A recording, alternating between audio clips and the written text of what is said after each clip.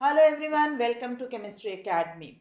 In our series of Chemistry Olympiad questions, here we are again discussing the next question based on isoprene and natural rubber, which appeared in ICHO exam long time back. कुछ पुराना question है, yes, but the topic that is isoprene का polymerization and then natural rubber का बनना या उनसे जो polymer बना है उनकी प्रॉपर्टीज पे क्वेश्चन आना, ये पूरा आज भी हमारी अलग अलग एग्जाम्स के लिए बहुत ही रेलिवेंट है ना। क्योंकि आइसोप्रीन अभी आप देखने जा ही रहे हैं इज बेसिकली अल्काडाइन, तो उसका पॉलीमराइजेशन और फिर उस पॉलीमर की रिएक्शन इन पॉलीमर चैप्टर, है ना। ओवरऑल पूरा चीज जो है वो हमारे JEE advance, olympiad exams, mains, कहीं पर भी पूछा जा सकता है। तो आज हम इन टॉपिक को यहाँ रिवाइज करने जा रहे हैं। सबसे पहले let me introduce you the question. Well, हम इस पूरे क्वेश्चन को यहाँ पढ़ूं मैं, इससे बेहतर है कि आप लोग जब इस क्वेश्चन को स्क्रीन पे मैं दिखा रही हूँ, just freeze your screen and then you can read out the entire question. I anyhow read it in parts as and when, जब हम सॉल्व करते जाएंगे। So let's move to solving the question. हाँ, सॉल्व करने से पहले, discussion करने से पहले, I would like to request you all कि इन केस आप लोगों ने अभी तक अगर हमारे चैनल को सब्सक्राइब नहीं किया है या सब्सक्राइब करने के बाद अपने दोस्तों में या अपने पीयर्स में, जूनियर सीनियर्स में शेयर नहीं किया है, तो please subscribe our channel and share it as much as possible in your different contacts. And when you leave the video after completing the entire discussion, please do not forget to drop a like on our video. Right? इन सभी बातों के साथ आइए हम शुरू करते हैं discussion of this particular question. तो हमसे सबसे पहले पार्ट में क्या कहा गया है? अ पॉलीमर एक्स, ठीक, contains 88.25% of carbon. Let us note this, that carbon is given 88.25%, hydrogen is given 11.75%, right?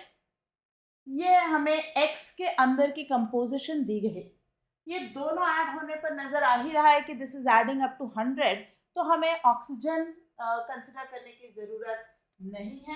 Let us divide them by atomic masses of these elements, atomic masses, तो ये हो जाएगा 88.25 divided by 12 and 11.75 divided by 1. Remember, we divided by atomic mass, not by molecular mass, है ना। तो not by 2 but by 1. Values क्या आती हैं? Let us see.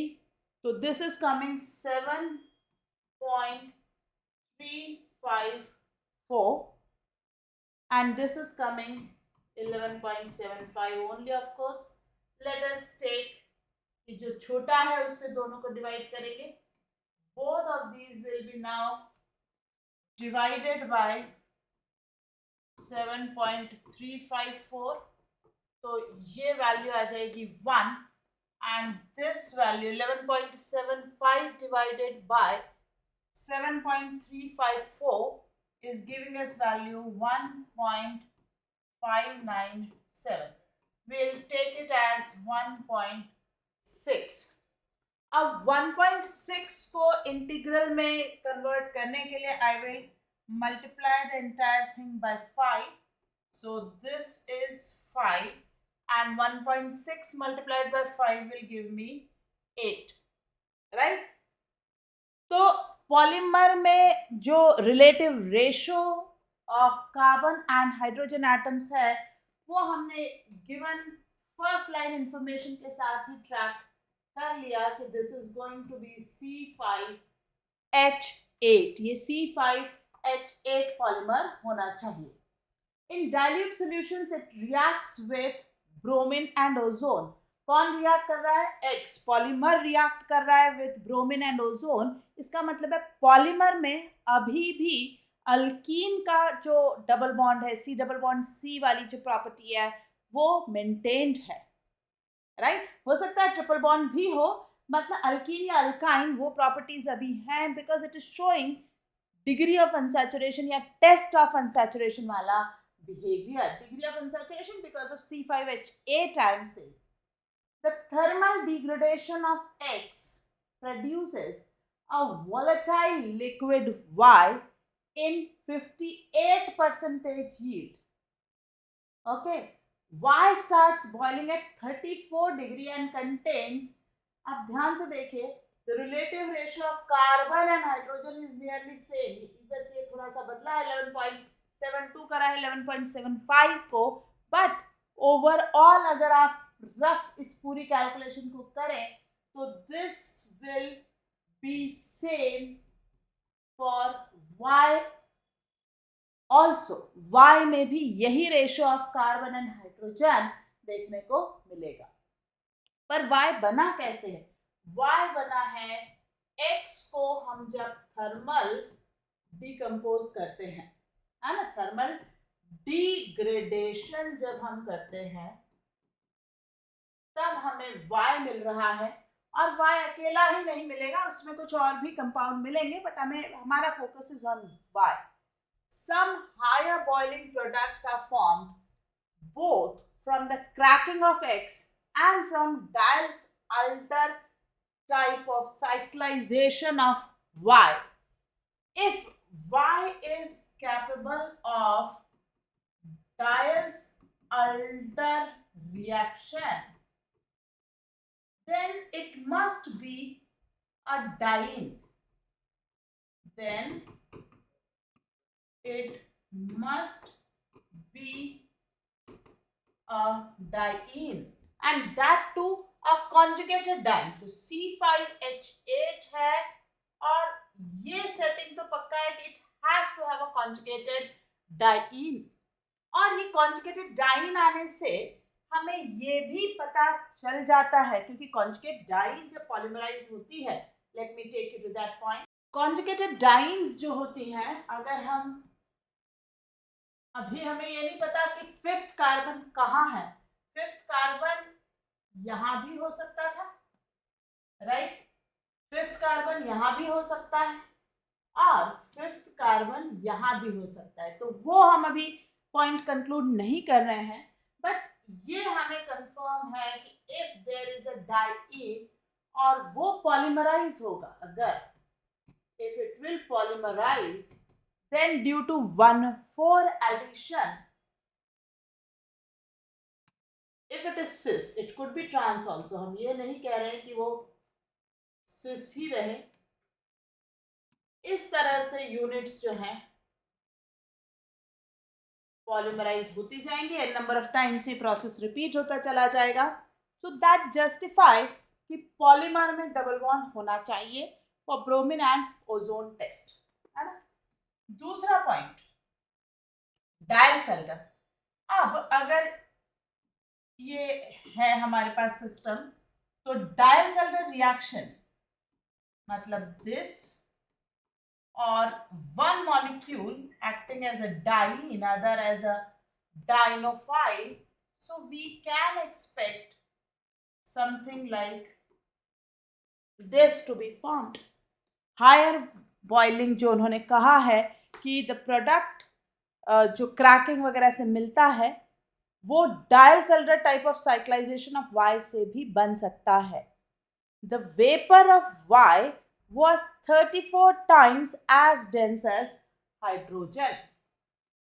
आइए वापस हम चलें, हमने फॉर्मूला तो निकाल ही लिया था C5H8, और इसको मैं देखूं तो एम्पिरिकल मॉलिक्यूलर वेट हम निकाल सकते हैं, राइट?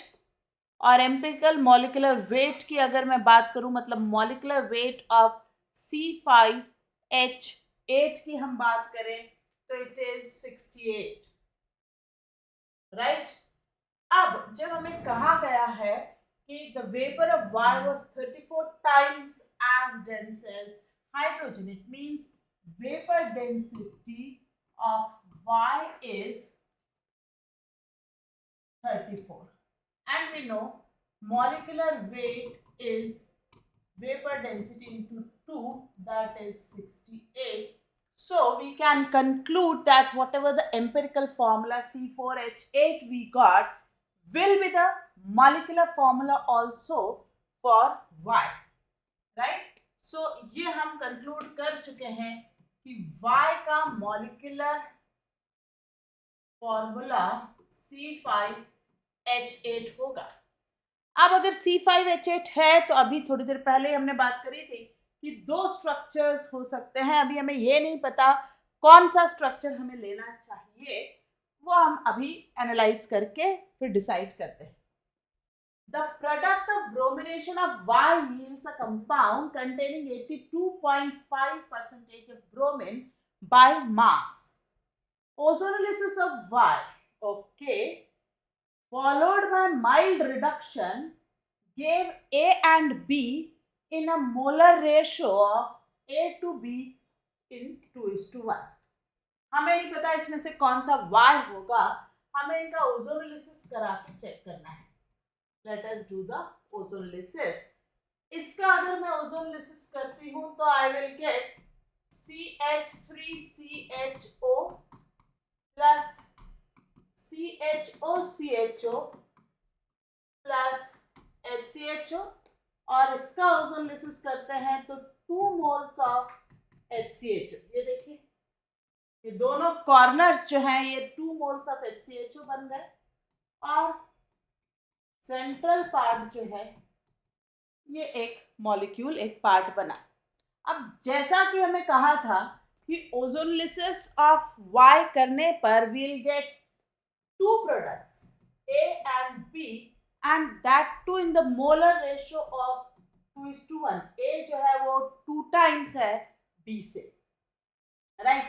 By this logic कि दो ही प्रोडक्ट्स बनने चाहिए और उनका मोलर रेशियो ये होना चाहिए, this cannot be Y, and Y is confirmed to be 2-methyl-1,3-butadiene, which is known as isoprene. क्या कहते हैं हम इसे? आइसोप्रीन। तो Y का स्ट्रक्चर हमें मिल गया है, ये होना चाहिए Y by the given informations। एक बार हम दोबारा क्वेश्चन पढ़ लें, कुछ छूटा तो नहीं है यहाँ तक। The product of bromination of Y yields a compound containing 82.5% bromine by mass. Ozonolysis of Y followed by mild reduction gave A and B in a molar ratio of A is to B equal to 2:1. Only compound B gives positive result for iodoform. आइए इसे भी check करते हैं। iodoform की बात करी गई तो this cannot give iodoform, so this has to be A and this has to be B. Iodoform will be given by methyl ketone. So this is the system, methyl ketone part, which will be able to give the iodoform test. So this part is okay.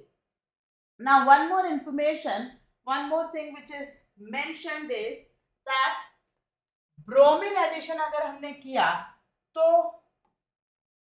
हमें ऐसा product मिलेगा which will have some, let me check कितना, 82.5% of bromine। हमें चाहिए ऐसा जिसमें 82.5% bromine हो। If 1 mole of Br2 add किया जाता, क्योंकि हमें नहीं पता कि ये कितने मोल ऑफ ब्रोमीन एडिशन की बात कर रहे हैं, है ना, but we have to check. तो 1,4 एडिशन होता और ये प्रोडक्ट बनता। अगर एक्सेस ऑफ ब्रोमीन की बात करी गई तो ब्रोमीन ब्रोमीन सारे बॉन्ड्स पे ब्रोमीन बन जाते। अब फॉर्मूले की अगर मैं यहाँ कैलकुलेशन करूँ, इस नीचे वाले जहाँ 4 ब्रोमीन लगे हैं, C5H8 तो वही रहेगा और Br हो जाएगा 4, राइट? इस चीज का आप मॉलिक्यूलर वेट कैलकुलेट करेंगे, ये आएगा 388 ग्राम्स। उसमें भी 4 ब्रोमीन मतलब 160 for 2 bromines, so 320. So percentage of bromine is 320 upon 388 into 100, which is coming 82.47, और हमें पूछा 82.5. So I think this is what the bromination product they are considering, as they have not given any name A, B, C, D to this product, so we are also not giving. But okay, so that further confirms it is a diene, and on addition of bromine, it should have had 4 bromines, right? So ये जो 2.1 के पहले का पूरा discussion है, यहाँ हमने इतनी चीजें क्लोज करी. अब देखते हैं क्वेश्चन क्या आया. पहला question, determine the molecular formula and molar mass of Y. Y का हमें मॉलिक्यूलर फॉर्मूला एंड मास बताना है. Here we are C5H8. तो इसका सॉल्यूशन हम देंगे. Y is C5H8 and molar mass of Y is I think 68. हमने अभी सॉल्व किया था, right? 68 gram per mole. This is what, oh, let us correct, it is not C5H8. I wrote C8H8. It is Y is C5H8 and the molar mass is 68 grams. Second part of the question is, show the structure of compounds Y, A and B. Y. So Y is structure पूछ रहा है. हमने अभी अभी calculate करके सारी बातें समझ कर एनालाइज करके ये स्ट्रक्चर आइसोलेट किया था, आइडेंटिफाई किया था. जिसे हमने कहा था ये आइसोप्रीन है. IUPAC की बात करें तो इट इज 2-methyl 1,3 ब्यूटाडाइन. ये है 2-methyl 1,3 butadiene. Compounds of Y, A and B. A का भी हमें बताना है, B का भी बताना है. ये तो हमें पता है कि A में से एक जो है वो फॉर्मल्डिहाइड है और एक जो है वो 2-methyl glyoxal है. But we need to confirm on the basis of the ratios. A is formaldehyde, B is methyl glyoxal. So A is formaldehyde, HCHO. B is methyl glyoxal. ये B होगा. Correct? Moving to next part. Give an equation for the reaction of Y with bromine. Okay, we have already solved this part. Y यानी isoprene. अब मैंने आपको पहले कहा कि it could be addition of 1 mole of bromine or 2 mole. तो मैं अगर एक्सेस की बात लेकर चलूं तो हम सभी जगह ब्रोमीन देखेंगे. Bromine and bromine. This is what we'll get. Oh, equation कहा है तो I'll rather also write here 2Br2 and forming this one particular mole. Right? That would be more balanced representation. Coming to next part, in the catalytic hydrogenation of 13.6 gram of X. X was the polymer, Y was the monomer. 0.2 mole of hydrogen was absorbed. 13.6 gram के लिए 0.2 mole of hydrogen is being absorbed. ठीक, अगर ये चीज हमें mention करी गई है कि इतने मोल पे इतना हाइड्रोजन एब्जॉर्ब हो रहा है, तो उससे आप थोड़ा सा अंदाजा लगा सकते हैं what will be the degree of unsaturation for that particular structure, है ना. 13.6 ग्राम ऑफ X, हमें उसका मॉलिक्यूलर वेट नहीं पता, but 0.2 mole of hydrogen was absorb, ozone lysis of X followed by mild reduction yielded compound Z। अब हमें ये देखना होगा कि Z क्या हो सकता है। फॉर दैट हमारे पास जो पॉलीमर है उसको कैसे बनाया गया। Y जब पॉलीमराइज करता है तो it polymerises by 1,4 additions. Okay, या पोजीशन 1 और 4 से ये पॉलीमराइज करता है। Yes, there are different possibilities, like अगर मैं यहाँ इन्हें नंबर करूं 1, 2, 3 and 4, and if I call 1 as head and 4 as tail of the structure, तो जब ये कंबाइन करेंगे, पॉलीमराइज करेंगे, तो देयर इज अ पॉसिबिलिटी कि हेड टू हेड कंबाइन हो और head to tail, tail to tail. 3 possibilities हैं। Let me draw all of them. If it is head to tail combination है, okay, if it is head to tail combination, और अभी मैं मान रही हूं कि जो स्ट्रक्चर बन रहा है वो सिस बन रहा है।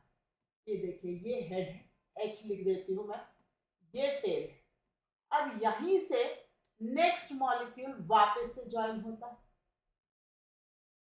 ये, फिर यहां से नेक्स्ट मॉलिक्यूल वापस से ज्वाइन होता है, और इसी तरह का सिलसिला आगे और बढ़ता चला जाता है।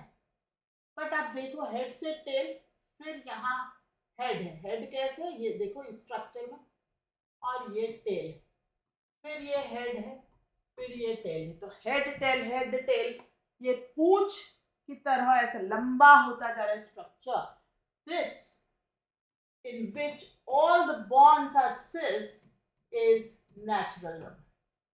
ये जो पॉलीमर बनेगा यही कहलाता है नेचुरल रबर। इसके बारे में हम थोड़ी देर बाद फिर बात करेंगे। दूसरी कॉम्बिनेशन हम ले सकते हैं कि if it was head to head हुई, if it is head to head तो कैसे हो सकती है। आइए अब हम स्ट्रक्चर जो है उसको ऐसा ले, ये हेड है, और अब यहां से फिर शुरू हुआ, ये देखिए हेड है, this is head, this is head, this is tail, this is tell.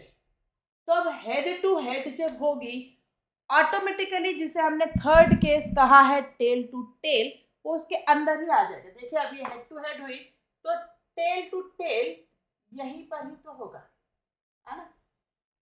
There is, क्योंकि ये टेल आ गया। अब नेक्स्ट हम अगर ले रहे हैं ये टेल, और फिर इसी तरह से बाकी की चीजें भी रिपीट करते चले जाएंगे एट नंबर ऑफ टाइम्स। ये यूनिट अपने आप को रिपीट कर रहा है, ठीक, head to head, tail to tail. हाँ, इसमें भी हो सकता है कि क्या ये रैंडम हो सकता है, वो एक अलग डिस्कशन है, ठीक। तो एक ये कॉम्बिनेशन हो सकती है, एक ये कॉम्बिनेशन हो सकती है। अभी हम स्टीरियो में तो डिस्कस ही नहीं कर रहे कि अगर ये ट्रांस हुआ होता तो क्या होता, है ना। Then it is a different polymer called gutta percha, GUTTA, gutta percha, that is also a natural polymer. उसको आप आर्टिफिशियल ना समझे, वो भी पेड़ों से ही मिलता है ना। लेकिन नेचुरल रबर जो नाम है वो इसको असाइन है, ये natural rubber. So these are the 2 possibilities. हम इस पर्टिकुलर पॉलीमर को ज्यादा जानते हैं, चलिए ठीक है, हम गट्टा पुच्चा के केस को डिनाई नहीं कर सकते, बट यस इसको ज्यादा जानते हैं, इसलिए भी हमने इसे कंसिडर किया है। अब हम वापस इस क्वेश्चन पे जब आते हैं तो हमें पूछ रहा है give the molecular formula of Z and the degree of unsaturation of X. I think unsaturation, degree of unsaturation of X तो हम दे ही नहीं सकते क्योंकि हमें N की वैल्यू पता नहीं है। तो there could have been a printing error and they might have had possibility कि या तो वो Y की पूछ रहे होंगे या Z की पूछ रहे होंगे। खैर एनीवेज हम हर तरह से आंसर कर देते हैं। अब से हमसे पूछ रहा है मॉलिक्यूलर फॉर्मूला ऑफ जेड, तो जेड के मॉलिक्यूलर फॉर्मूले के लिए हमारे पास कार्बन, हाइड्रोजन और क्लियरली नजर आ रहा है कि ऑक्सीजन होना ही चाहिए, है ना, CHO। वैसे भी वो ओजोन लेयर्स का प्रोडक्ट है। सो 32% of oxygen has to be there. Correct? This is 68, that is 32, total 100. So let's find the empirical formula. Again, divide by atomic masses. So this is 60 divided by 12, 8 divided by 1, 32 divided by 60, C5, H8O2. So we can see directly that as the monomer was of that type, ये हमें लग रहा है कि C5H8O2 के बनने की बात कर रहा है। Ozone lysis of X followed by mild reduction yielded compound Z।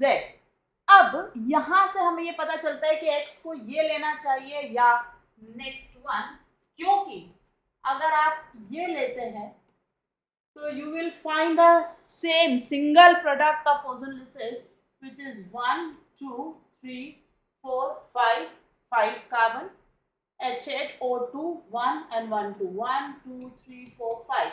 Whereas अगर आप ये वाले को लेते तो you will have 1, 2, 3, 4, 5, 6 कार्बन का प्रोडक्ट होता, 1, 2, 3, 4 कार्बन का प्रोडक्ट होता, आपको एक से ज्यादा तरह के Z मिल सकते हैं। So this ozone layers product as given is only one, है ना, Z। So that confirms that this is the X which is asked, यही एक X होना चाहिए। तो molecular formula of Z is C5H8O2, and as far as the degree of unsaturation is concerned of X, which is a polymer, you cannot say कि exactly क्या होगी. All I can say that if I take them as a single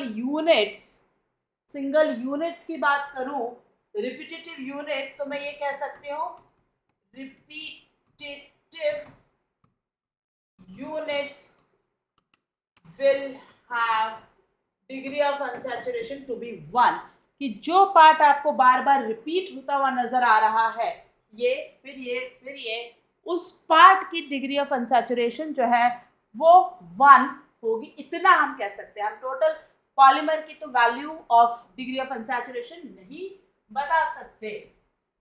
correct. Next part, compound Z gave a positive reaction with Fehling solution। हम देखें, हमने compound Z जो estimate किया है, जो पॉसिबिलिटी है हमारे यहाँ स्ट्रक्चर को अज्यूम करके, हमारा जो एक्सपेक्टेड Z है वो था, एक तरफ इसको कीटोन आ रहा था, लेट अस गो अगेन, एक तरफ से कीटोन आ रहा है CH3CO, फिर 2, फिर 2 CH2s हैं, तो ये 2 CH2s है और फिर CHO है, 1, 2, 3, 4, 5, yes, so this is C5H8, 1, 2, 3, 4, 5, 6, 7, 8, yes, H8O2। तो ये Z का हमारा एक्सपेक्टेड स्ट्रक्चर है। If this is the structure, then Fehling test, yes, there is an aldehyde, it can give Fehling test positive, ये पार्ट क्लियर हुआ। Mild oxidation of Z gave an acid C, that again indicates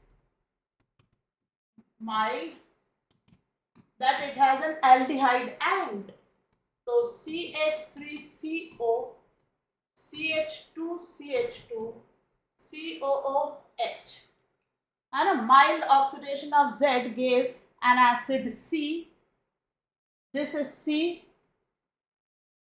A solution of acid C was titrated with aqueous KOH solution as an indicator, and 0.001 mole of KOH was necessary to neutralize 116 grams of C.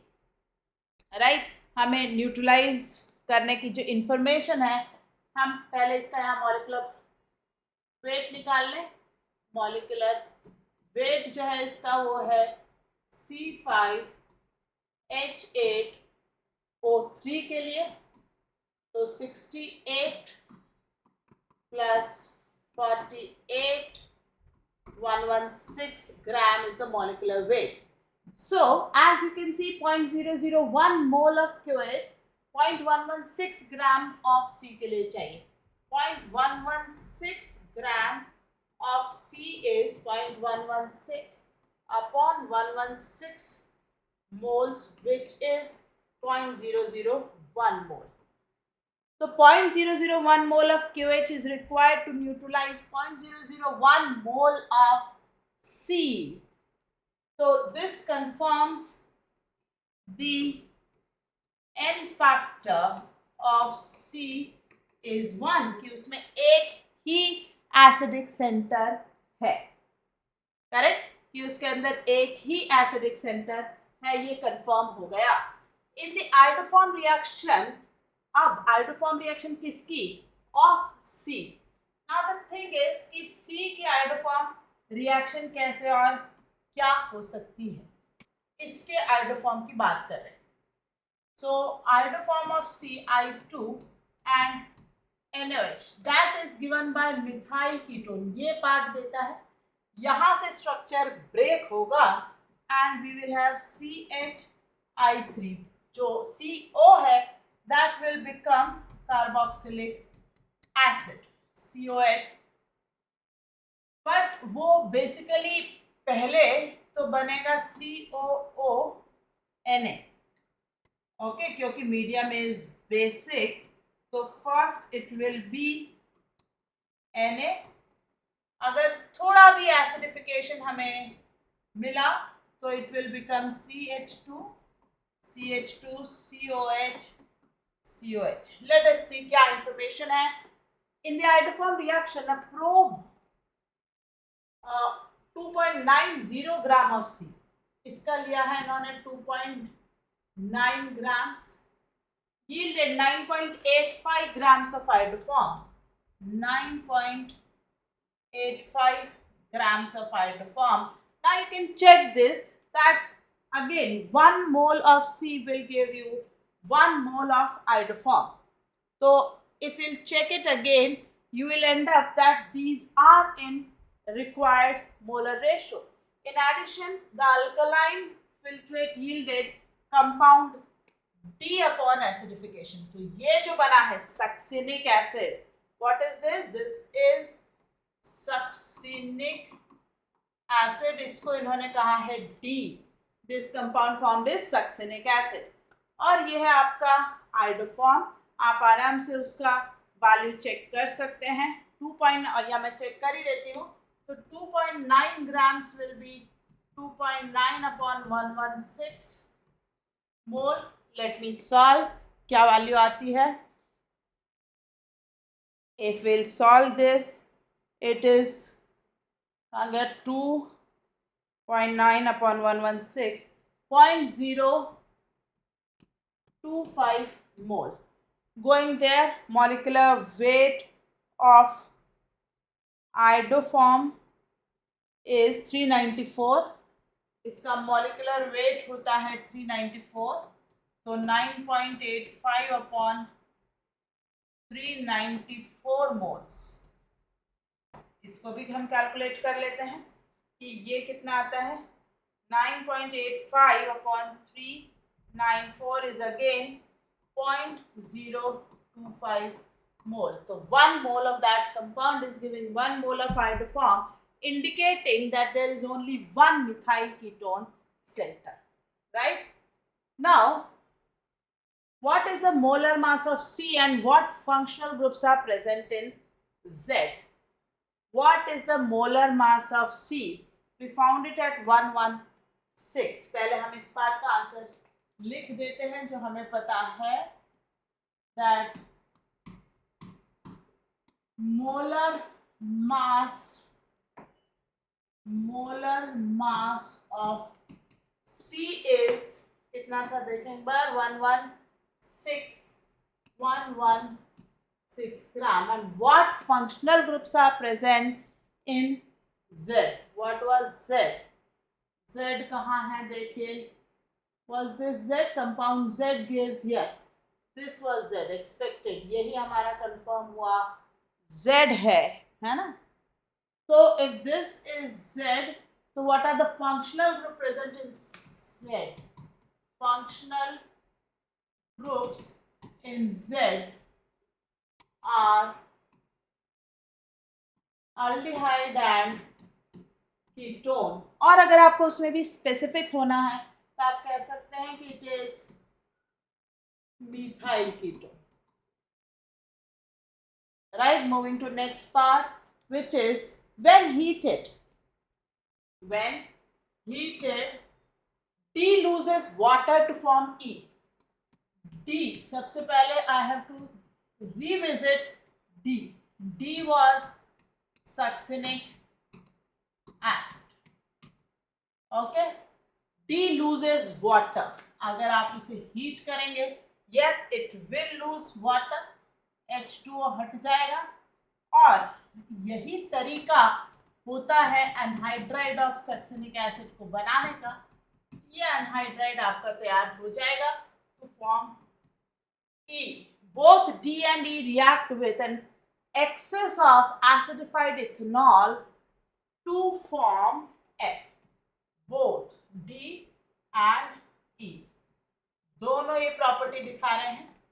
Access of acidified ethanol, medium में dilute H2SO4 रहेगा, क्या बनेगा? CH2CO, ethyl ester, CH2CO. Access दिया है तो आप दोनों and से बनाए. तो यस, एनहाइड्राइड भी अल्कोहल के साथ एस्टर बनाते हैं, कार्बोक्सिलिक एसिड भी एस्टर बनाते हैं. तो डाइथाइल सक्सिनेट है ना, with an excess of acidified ethanol to form F. This is F. Now we are given C8H14O4. Let's check. 4 carbon and 4 ये C8 correct. O4 1 2 3 4. O4 correct. H14 C2H5 है तो 5 5 10 तो यही हो गए. 4 यहाँ H14 correct. So this is our structure for F. Question क्या है? Sketch the structure of C, D, E, F. D, E and F तो हमने बना दी है. C और Z यहाँ और चाहिए. Let us add C and Z. Z हमने अभी डिस्कस किया ही था. Was a methyl ketone, right? एक और पीछे जाना पड़ेगा. C was, oh no, Z was methyl ketone and C was the acid. So Z was this and this is C was an acid. Correct?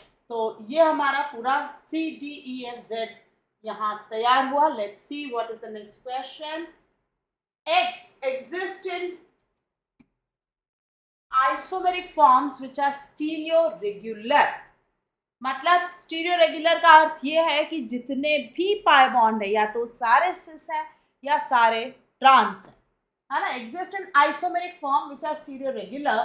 Show the structure containing at least 3 monomer units of 2 possible stereo isomers of X. 2 possibilities का हमें depiction करना है जिसमें 3 monomer unit दिख रहे हों. तो एक हम कहेंगे all cis structure which is natural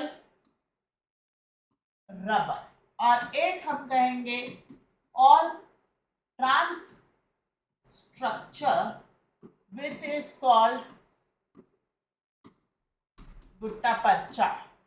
Malaysia वगैरह में गुट्टा पर्चा के ट्रीज हैं, थाईलैंड में नेचुरल रबर के ट्रीज हैं. तो दोनों ही मिलते तो नेचर में ट्री से ही है ना. मैं भी आपको फोटो भी दिखाती हूँ. 2 मिनट रुके, मैं ऑल सिस का पहले डिपिक्शन कर लूँ. उसने कहा है कि मिनिमम 3 मोनोमेरिक यूनिट्स नजर आनी चाहिए. एक, दो हो गई है, और इस तरीके से चलता चला जाएगा, राइट। और of course n number of times ये और बढ़े, हमें 3 दिखानी थी तो हमने दिखा दी, या हम एक और काम कर सकते हैं, इसको यहाँ से n नंबर ऑफ टाइम्स ऐसे ही यूनिट्स है, ठीक। एक हमें दिखाना है when it is all trans, when it is all trans तो मतलब ये बॉन्ड जो अब हमारा रहेगा ये ट्रांस हो जाएगा, ठीक, ये हो गया। अब अगेन ये यहाँ गया है ना, 2 कार्बन का फासला रहता है, ये इस तरीके से further n number of times बढ़ता चला जाएगा, ठीक। देख लीजिए आप, 1 2 3 4 एक यूनिट, 1 2 3 4, 1 2 3 4, ये 4 कार्बन्स की 3 यूनिट्स हमने डिपिक्ट कर ली। यहाँ देखिए सारे डबल बॉन्ड जो है ये ट्रांस में डिपिक्टेड है, और यहाँ पर सारे डबल बॉन्ड जो है वो सिस में डिपिक्टेड है, ठीक। Always remember, gutta parcha is also a natural polymer. Do not consider it to be synthetic polymer. ये भी नेचर से ही मिलता है। ये देखिए रबर जो है ना, रबर के ट्रीज होते हैं। अब तो आज हम रबर को ऑर्नामेंटल प्लांट में भी यूज करते हैं, अदरवाइज ऐसे पूरा प्लांटेशन लगाया जाता है। This is a rubber tree plantation in Thailand, इस तरह से। आज तो हम इन्हें डेकोरेटिव प्लांट के तौर से घरों में भी लगाते हैं, या होटल्स और wherever they want to decorate. और इस तरह से ट्री में पाइप टाइप अरेंज करके, पाइप तो नहीं होती है कैसे मेटल का जिसे हम कहें पाइपलाइन नाली टाइप अरेंज करके, और ऐसे कप्स अटैच कर दिए जाते हैं, and latex of the tree, दूध जो होता है पेड़ का, वो कलेक्ट किया जाता है। And this is what the natural rubber is. ये लेटेक्सी नेचुरल रबर होता है, इसी को ही सॉलिडिफाई करते हैं। और इसकी स्ट्रेंथ बढ़ाने के लिए हम एक प्रोसेस का इस्तेमाल करते हैं which is called vulcanization of rubber. Okay, it is called vulcanization of rubber. तो इसी तरीके से सेम ही अरेंजमेंट से गट्टा पर्चा भी बनता है, बट उसमें जो लेटेक्स का फ्लो है वो नेचुरल रबर की कंपैरिजन में काफ़ी स्लो पाया जाता है। I don't know reasons unknown, but उसका फ्लो स्लो है, मिलता वो भी है, बनता वो भी है। ये नेचुरल रबर तो बहुत सॉफ्ट होता है, इसलिए वल्कनाइजेशन इसका मस्ट है। हम इसे बहुत सारी जगह डे टू डे लाइफ में यूज़ करते हैं। बट गट्टा पर्चा भी हमारे को आज की डेट में इस्तेमाल होता है। उसका एक बहुत कॉमन यूज़ है टीथ का, जब ट्रीटमेंट किया जाता है, for example root canal treatment, तो जो फिलिंग की जाती है वो गट्टा पर्चा रबर की ही की जाती है। तो उसका भी अपना एक कमर्शियल इंपॉर्टेंस है, वो भी natural rubber, rather I should use the word natural rubber, I'll say is a natural polymer, and this is a natural rubber is also a natural polymer. Somehow over a period of time हमारे दिमाग में, बच्चों के दिमाग में बार बार ये कहकर कि ये नेचुरल रबर है और फिर एक गट्टा पर्चा है, तो बच्चों को लगता है वो सिंथेटिक रबर है। नहीं, वो सिंथेटिक रबर नहीं है। Synthetic rubber is entirely different, ठीक। वो भी बनता है वो अलग अलग तरीक़ों से, उसमें भी आप पॉलीमराइजेशन देखते हैं। It is a copolymer whereas these two are homopolymers. Okay, so इसी के साथ हमारा ये पर्टिकुलर डिस्कशन, जिसमें आपने आइसोप्रीन का पॉलीमराइजेशन और पॉलीमर की प्रॉपर्टीज जो नेचुरल रबर है उसकी बातें करी, साथ ही मैंने आपको गट्टा पर्चा भी यहाँ रिवाइज कराया। तो please go through this video, revise your alkene polymerization topic as well as alkyne polymerization topic. इसके साथ ही आप अल्काइन का पॉलीमराइजेशन भी देख लें, जो एनसीईआरटी में अलग से सेपरेट दिया हुआ है। बहुत बहुत इंपॉर्टेंट है, क्योंकि अल्काइन के पॉलीमराइजेशन में आपसे मेसिटिलीन का बनना, बेंजीन का बनना, या फिर साइक्लोऑक्टेट्राईन का बनना, ये तीनों सवाल इंपॉर्टेंट हो जाते हैं, ठीक। तो ये पूरा set of polymerisation of alkenes, alkadienes, इस क्वेश्चन के साथ आप अपने नोट्स को भी रिवाइज कर लें। और अगर आप अभी तक मेरे साथ हैं, इसका मतलब है आपके लिए ये वीडियो यूजफुल है, आपने इसे देखा, तो जाते जाते do not forget to drop a like, share our channel with your family, friends, peers, wherever you can, and if you haven't subscribed yet, please subscribe to our channel right away. तो फिर मिलते हैं ऐसे ही किसी मज़ेदार question के साथ या कुछ बहुत ही इंपॉर्टेंट कॉन्सेप्ट के साथ in the next video. Till then take care, bye bye, thank you.